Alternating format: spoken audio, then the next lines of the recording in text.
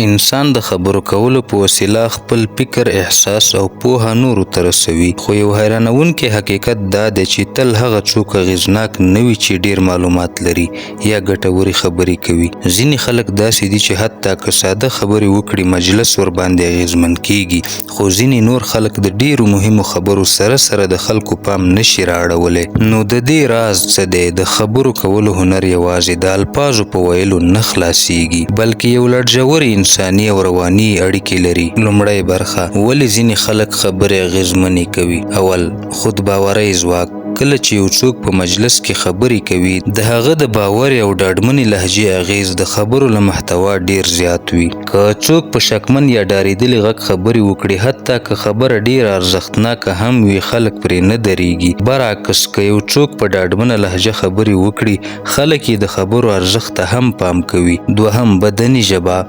د خبرو کولو تر ټولو پټ راز بدني ژبه ده. سترګې په سترګو کتل، د لاسونو خوځښت، د مخ احساسات او د بدن حالت ټول د خبرو پر اغېز کې مهم رول لري. د یو اغېزناک ویناوال سترګې د خلکو سترګو ته ځیرېږي او دا کار د اعتماد فضا رامنځته کوي. دریم، د احساساتو کارول. یوازې وچې او علمي خبرې د خلکو په زړه کې ځای نه نیسي. خلک د احساساتو له لارې اغېزمن کېږي. هغه څوک چې د خپلو خبرو پر مهال د خوښۍ، غم، مین یا اندېښنې احساس ښکاره کړي، د خلکو زړه ژر نیولی شي. څلورم، کلمې او د هغې انتخاب. ځینې خلک داسې کلمې کاروي چې ساده وي خو اغېز پرېږدي. د خلکو د عام ژوند له خبرو څخه کار اخیستل د دې سبب کیږي چې ټول اورېدونکي ځان په خبرو کې شریک احساس کړي. دویمه برخه: ولې ځینې خلک خبرې بې اغېزې کوي؟ اول، بې باوري او شک. که یو څوک خبرې کوي خو په خپله پرې باوري نه وي، خلک یې هم په خبرو باور نه کوي. بې باوري تر هر څه ژر د خلکو پام له منځه وړي. دوهم،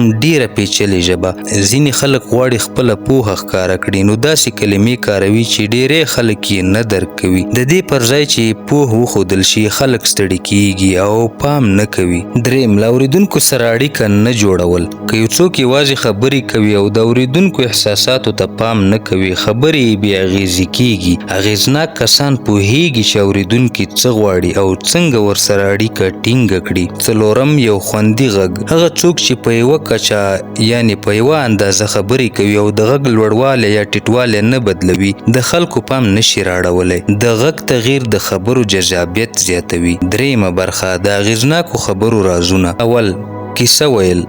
انسان له فطرت سره سم د کیسو عاشق دی. کله چې خبرې د یوې کیسې په بڼه وړاندې شي، خلک یې په ډیره مینه اوري. کیسه کول د خبرو تر ټولو قوي وسیله ده. دوهم، لنډې او روښانه خبرې. لنډې او ښکاره خبرې ډیر اغېز لري. اوږدې او شاوخوا خبرې خلک ستړي کوي. دریم، د اورېدونکو ګډون.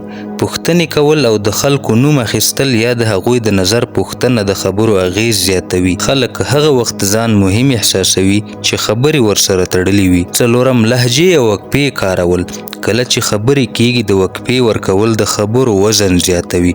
همدارنګه د ټکو په وخت کې د غږ لوړول او ټیټول د خبرو جذابیت ډیروي. پنځم، خپل ځان طبیعي ښودل. هغه څوک چې ځان جوړ کړي یا مصنوعي خبرې وکړي، ډیر ژر خلکو ته افشا کیږي.